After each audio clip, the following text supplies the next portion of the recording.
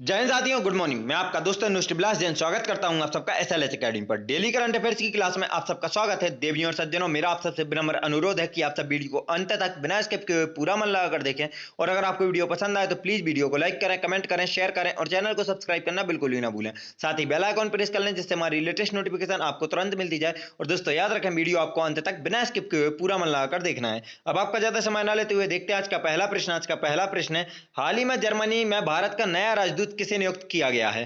आपके ऑप्शन है ए हरीश पर्वथानेनी, बी विधु नायर, सी राहुल श्रीवास्तव और डी गौरव अहलूवालिया। तो दोस्तों याद रखें, हाल ही में जर्मनी में भारत का नया राजदूत हरीश पर्वथानेनी को नियुक्त किया गया है।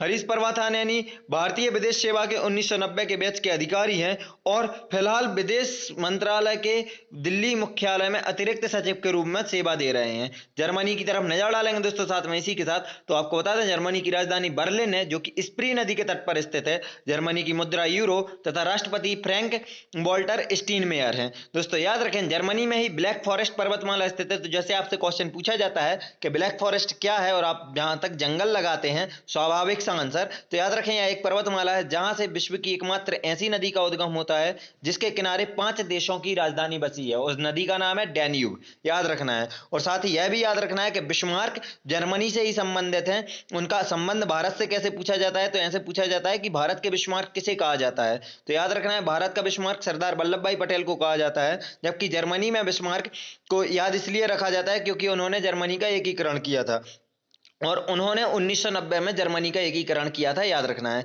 अब देखते हैं दोस्तों आज का अगला प्रश्न। आज का अगला प्रश्न, वैश्विक संपत्ति सलाहकार फर्म कुशमैन बैकफील्ड की तरफ से जारी विनिर्माण जोखिम सूचकांक 2021 में निम्न में से कौन सा देश प्रथम स्थान हासिल किया है? आपके ऑप्शन है ए नेपाल, बी भारत, सी चीन और डी रूस। तो दोस्तों याद रखें, वैश्विक संपत्ति सलाहकार फर्म कुशमैन बैकफील्ड की तरफ से जारी विनिर्माण जोखिम सूचकांक 2021 में चीन ने प्रथम स्थान हासिल किया है। दोस्तों यह सूचकांक यूरोप, द अमेरिकाज तथा एशिया प्रशांत एपीएसी के 47 देशों में से वैश्विक विनिर्माण के लिए आकर्षक या लाभ वाले गंतव्यों का आकलन करता है। तो दोस्तों यह टोटल कितने देशों पर आकलन किया जाता है? 47 देशों पर, याद रखना है। इनमें से सबसे अधिक मांग वाले विनिर्माण गंतव्यों में चीन पहले स्थान पर, उसके बाद दूसरे स्थान पर भारत है और इस सूची में अमेरिका तीसरे, कनाडा चौथे, चेक गणराज्य पांचवें, इंडोनेशिया छठे, लिथुआनिया सातवें, थाईलैंड आठवें, मलेशिया नौवें और पोलैंड 10वें स्थान पर है। दोस्तों आपको टॉप 10 याद रखने हैं। खासकर आपको स्पेशली तो फर्स्ट पर चाइना और सेकंड पर इंडिया, मतलब इंडिया की रैंक क्या है, सेकंड, यह दोनों तो बहुत अच्छे से याद रख ले हैं क्योंकि क्वेश्चन यहीं से बनते हैं। देखते हैं चीन को दोस्तों। तो जैसे हम जानते हैं चीन जिसमें विश्व में जनसंख्या की दृष्टिकोण से विश्व का सबसे बड़ा तथा क्षेत्रफल के दृष्टिकोण से चौथा सबसे बड़ा देश है। इसकी अगर सीमाएं देखें तो अंतरराष्ट्रीय सीमा यह 14 देशों से कुल साझा करता है, जो कि सम्मिलित रूप से रूस के साथ यह विश्व में सर्वाधिक है। तो सर्वाधिक देशों से सीमा साझा करने वाले देश कौन से हैं? रूस और चाइना। और कितनी कितनी दोस्तों? तो 14 देशों से करते हैं। इसका अगर छोटा सा उदाहरण बताएं दोस्तों, तो यहाँ सबसे पहले आप एज्यूम कीजिए, अगर पीओके को भारत का ही मान के चलिए, क्योंकि हम नहीं मानते कि ये पाकिस्तान का है और ना कभी इनको देंगे। तो यहाँ पर आपका स्थान स्टार्ट होगा Afghanistan, Tajikistan, Kyrgyzstan, Kazakhstan, Russia, Russia से यहाँ देखिए दोस्तों ये मंगोलिया, यहाँ आएंगे आप तो जापान से तो नहीं मिलती किसी की भी सीमा, यहाँ पर नॉर्थ कोरिया से मिलती है, साउथ कोरिया से नहीं मिलती। यहाँ नीचे देखेंगे तो लाओस, हांगकांग, वियतनाम, ये लाओस आपको ये दिख रहा है, हांगकांग भी यहीं पर है, मकाऊ है यहाँ पास में ही, छोटे देश हैं जो, म्यांमार, और यहाँ पर आपका भूटान, नेपाल और भारत से इसकी सीमाएं लगती हैं। और तिब्बत को भी यहाँ पर देश का दर्जा दिया जाता है अंतरराष्ट्रीय स्तर पर। अब नजर डालेंगे दोस्तों चीन की डिटेल्स की तरफ, तो चीन की राजधानी देखेंगे और साथ में चीन की डिटेल्स भी देखेंगे। चीन पूर्वी एशिया में स्थित एक देश है। 1.44 अरब निवासियों के साथ यह विश्व का सर्वाधिक जनसंख्या वाला देश है। याद रखें दोस्तों कितने? 1.44 अरब निवासियों के साथ, और 16,41,144 वर्ग किलोमीटर क्षेत्रफल के साथ यह रूस, कनाडा और अमेरिका के बाद विश्व का चौथा सबसे बड़ा देश है। विश्व का सबसे बड़ा रूस, दूसरा कनाडा, तीसरा अमेरिका और चौथा सबसे बड़ा देश कौन सा है क्षेत्रफल में? तो चीन। और भारत का स्थान क्या है? तो 7वां, याद रखना है। इतना विशाल क्षेत्रफल होने के कारण इसकी सीमा से लगते देशों की संख्या भी विश्व में सर्वाधिक है, जो कि रूस के बराबर है। और जो इस प्रकार है, अगर देखें तो रूस, मंगोलिया, उत्तर Korea, Vietnam, Laos, Myanmar, Bharat, Bhutan, Nepal, Tibet देश, अफगानिस्तान, ताजिकिस्तान, किर्गिस्तान और कजाकिस्तान। साथ ही अगर पीओके को पाकिस्तान का हिस्सा मान लिया जाएगा अंतरराष्ट्रीय स्तर पर, तो इसकी सीमा पाकिस्तान से भी लगेगी और फिर इसके 15 देशों से सीमा हो जाएगी। नजर डालेंगे दोस्तों इसके प्रशासन पर, तो यहाँ के राष्ट्रपति वर्तमान वर्तमान में शी जिनपिंग तथा प्रधानमंत्री ली काचियांग हैं और यहाँ की राजधानी बीजिंग तथा मुद्रा रेनमिन भी, जिसे युआन भी बोला जाता है। दोस्तों याद रखें, चीन ने हाल ही में अपने राष्ट्रपति शी जिनपिंग के विचारों को पाठ्यक्रम में शामिल करने के लिए अनिवार्य कर दिया है। यह भी एक करंट अफेयर्स की न्यूज है, तो आपको यह याद रखना है। दोस्तों चीन से जुड़े अन्य तथ्य देखें तो चीन विश्व का सबसे बड़ा निर्यातक तथा दूसरा सबसे बड़ा आयातक देश है और यह विश्व में गेहूं, चावल, कपास, चाय, तंबाकू, लोहा, मूंगफली और सोने का सबसे बड़ा उत्पादक देश है। किस किस का दोस्तों? तो गेहूं, चावल, कपास, चाय, तंबाकू, लोहा, मूंगफली और सोने का सबसे बड़ा उत्पादक देश है। दोस्तों चीन में तकलामाकन का मरुस्थल स्थित है, याद रखना है। चीन विश्व की दूसरी सबसे बड़ी अर्थव्यवस्था है, यह भी याद रखें। भारत और चीन के बीच हैंड इन हैंड नाम से एक संयुक्त सैन्य अभ्यास आयोजित किया जाता है, तो ये याद रखें, क्योंकि पूछा जाए अगर कि हैंड इन हैंड किस किस के कौन कौन सी सेना के बीच में आयोजित किया जाता है, तो याद रखना है भारत और चीन के बीच। देखते हैं आज का अगला प्रश्न। आज का अगला प्रश्न है, निम्न में से किस आईआईटी संस्थान ने भारत का पहला स्वदेशी मोटर चालित व्हीलचेयर वाहन विकसित किया है? आपके ऑप्शन है A IIT Roorkee, B IIT Kanpur, C IIT Madras और डी आईआईटी में दिल्ली। तो दोस्तों याद रखें, हाल ही में आईआईटी मद्रास ने भारत का पहला स्वदेशी मोटर चालित व्हीलचेयर वाहन विकसित किया है। इसका उपयोग न केवल सड़कों पर बल्कि उबड़ खाबड़ इलाकों में भी किया जा सकता है। नियोबोल्ट नाम से बने स्वदेशी मोटर चालित व्हीलचेयर की अधिकतम गति 25 किलोमीटर प्रति घंटा है। दोस्तों याद रखें कि अगर आपसे पूछा जाए कि भारत के पहले स्वदेशी मोटर चालित व्हीलचेयर का नाम क्या रखा गया, तो नियोबोल्ट। बहुत अच्छे से याद रखें दोस्तों, नियोबोल्ट आपको याद रखना है। इसके बाद देखें अगर दोस्तों, तो इसकी अधिकतम गति कितनी है? 25 किलोमीटर प्रति घंटा।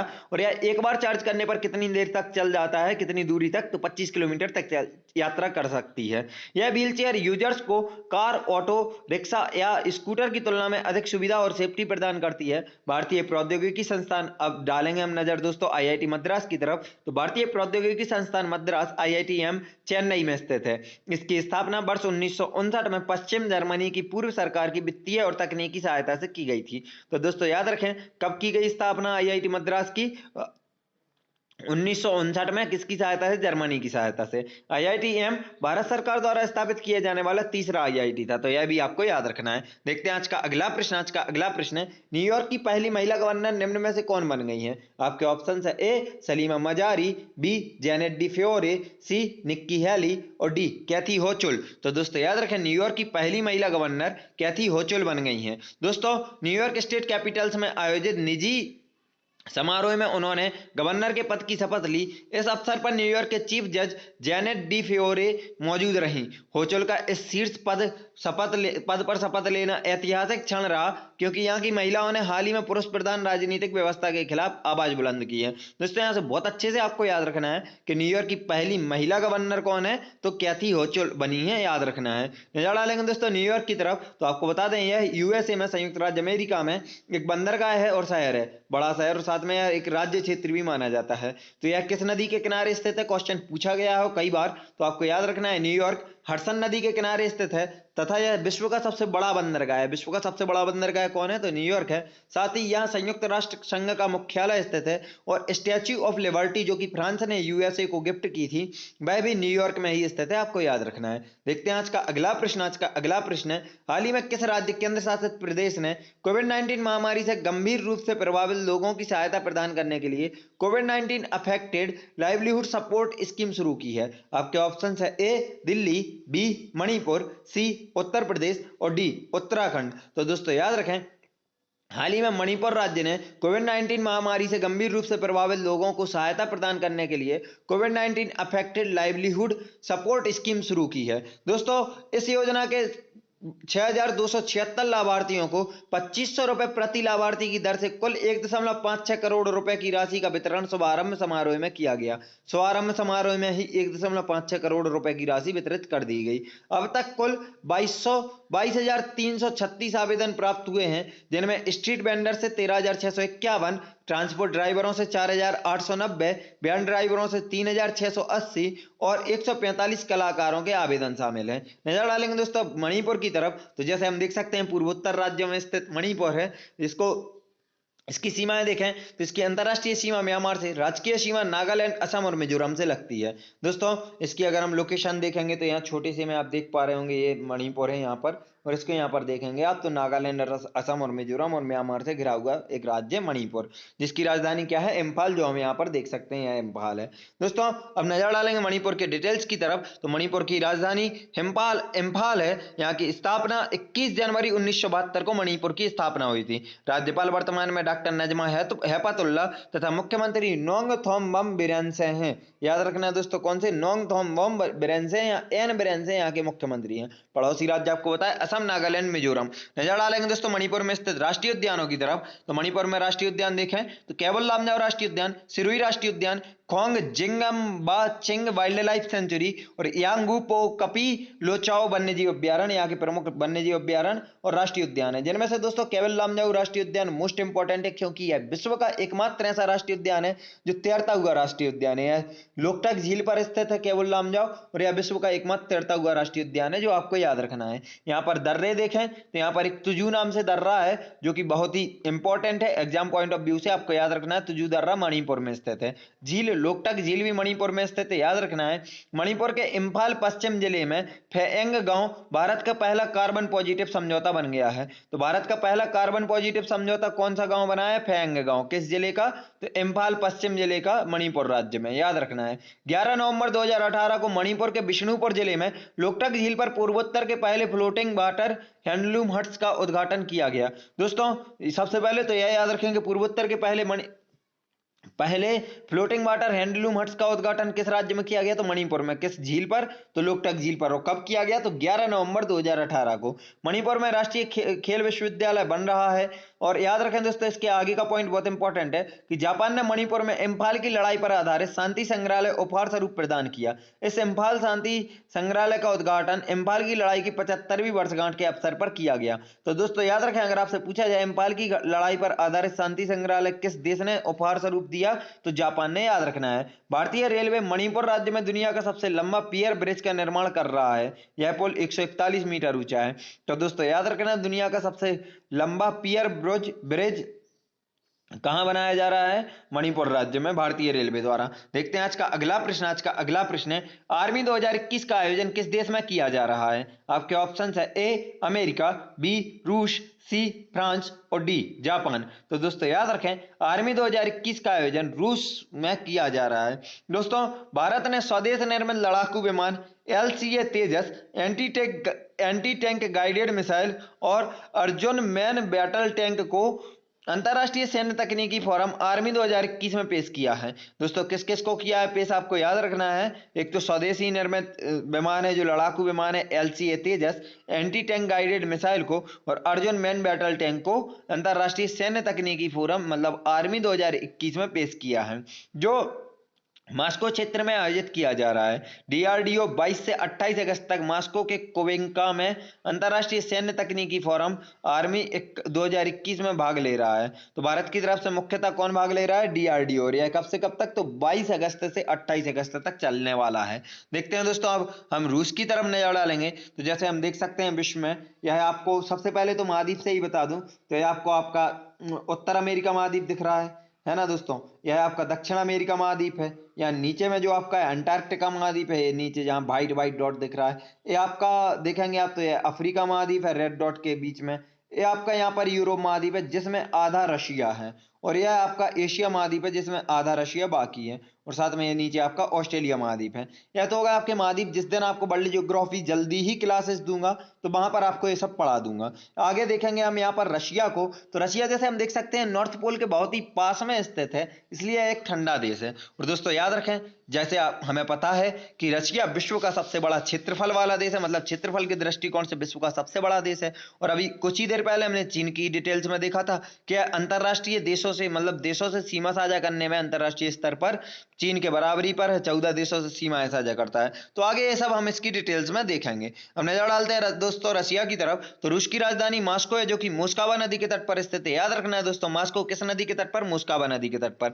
रूस के वर्तमान राष्ट्रपति व्लादिमीर पुतिन तथा प्रधानमंत्री दिमित्री मेदवेदेव हैं। यहाँ की मुद्रा रूस की रूबल है, याद रखना है। रूस विश्व का क्षेत्रफल के दृष्टिकोण से सबसे बड़ा तथा जनसंख्या के दृष्टिकोण से विश्व का 9वां सबसे बड़ा देश है। दोस्तों याद रखें, यह कौन नहीं कौन होगा, यहाँ पर कौन होगा, याद रखें दृष्टिकोण।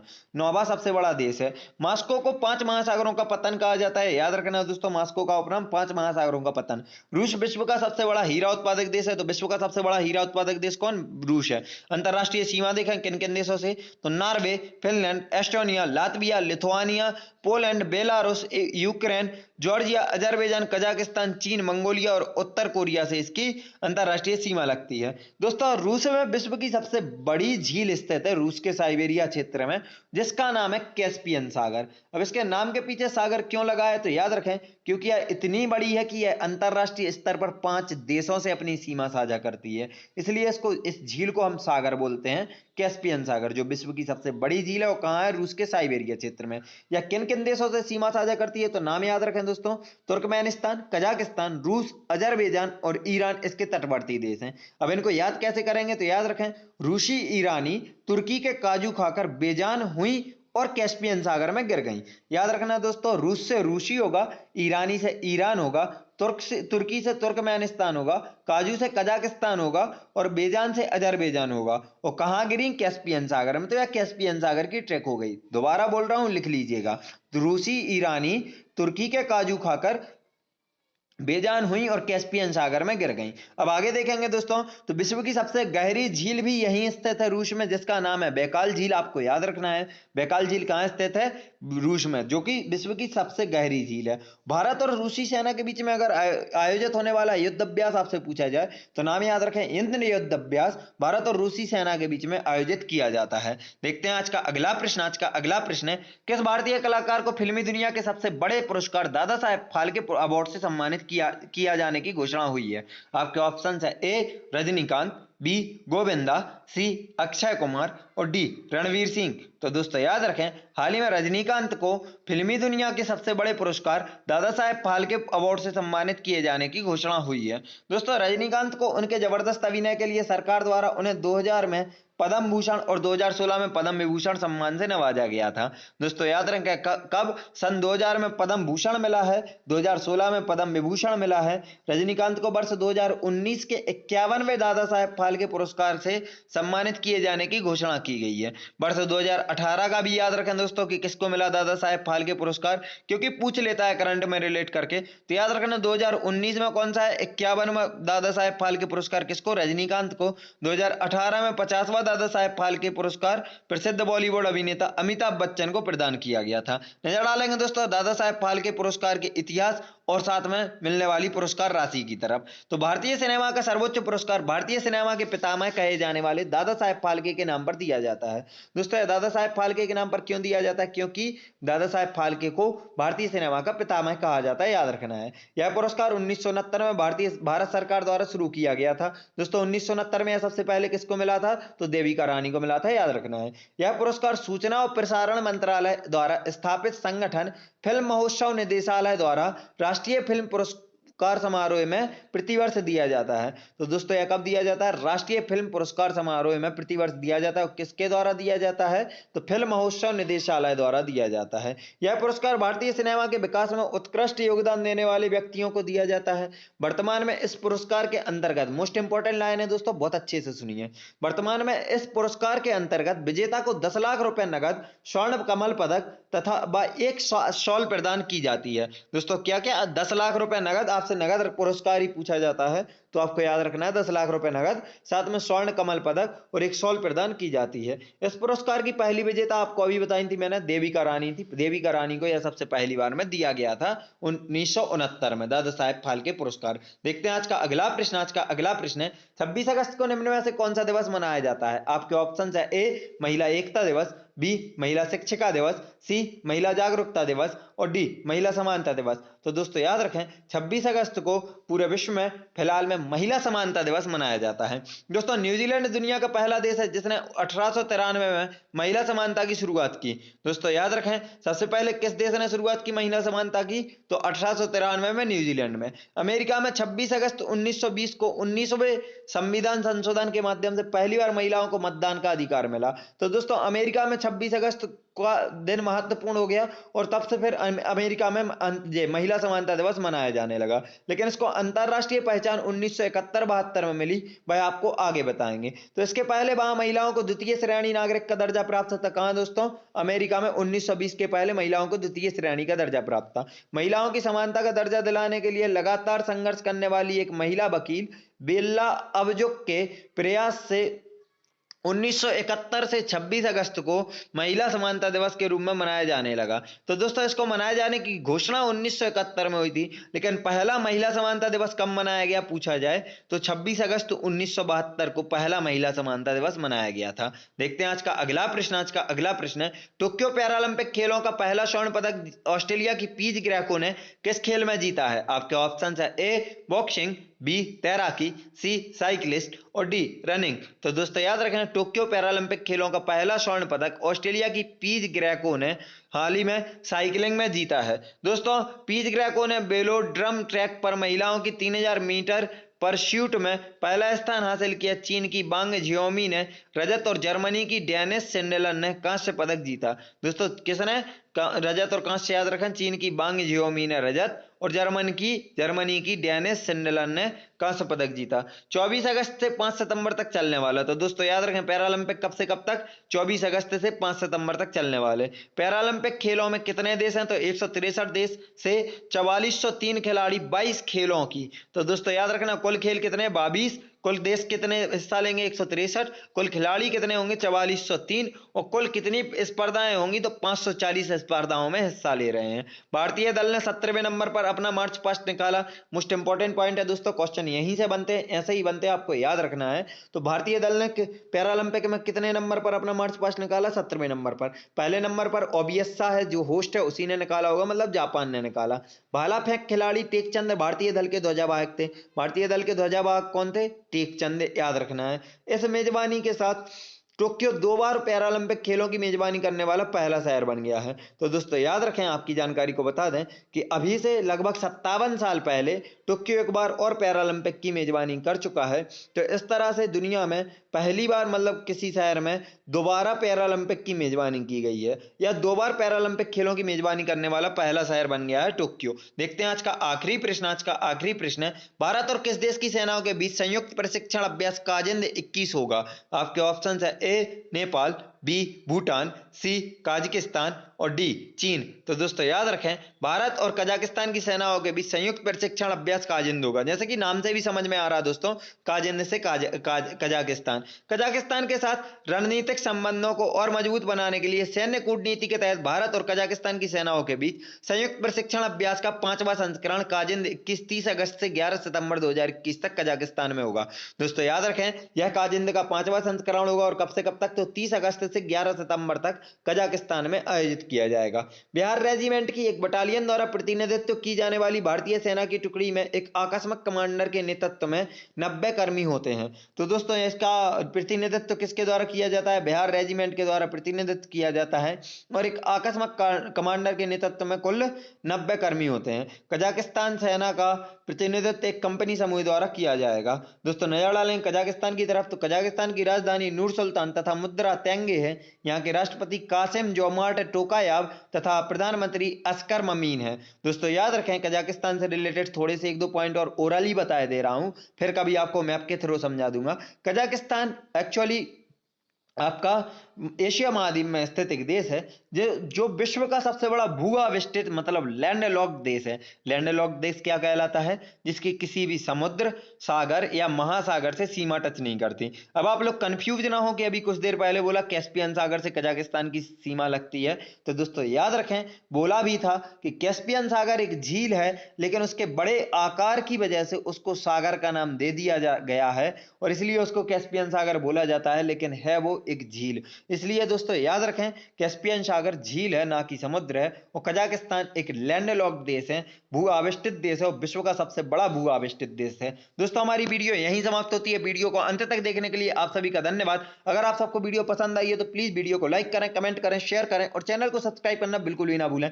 साथ ही बेल आइकॉन प्रेस कर लें जिससे हमारी लेटेस्ट नोटिफिकेशन आपको तुरंत मिलती जाए। दोस्तों याद रखें, अगर आप हम सबसे social media like Facebook, Instagram, Telegram पर जुड़ना चाहते हैं तो आप हमारे डिस्क्रिप्शन बॉक्स से लिंक द्वारा हमें फॉलो कर सकते हैं। साथ ही अगर आपको इस क्लास की पीडीएफ चाहिए तो आप हमारे टेलीग्राम चैनल एसएलएच एकेडमी को ज्वाइन कीजिए, आपको वहां इसकी पीडीएफ मिल जाएगी। वीडियो को अंत तक देखने के लिए एक बार फिर से धन्यवाद। जय हिंद, जय भारत, आपका दिन मंगलमय हो।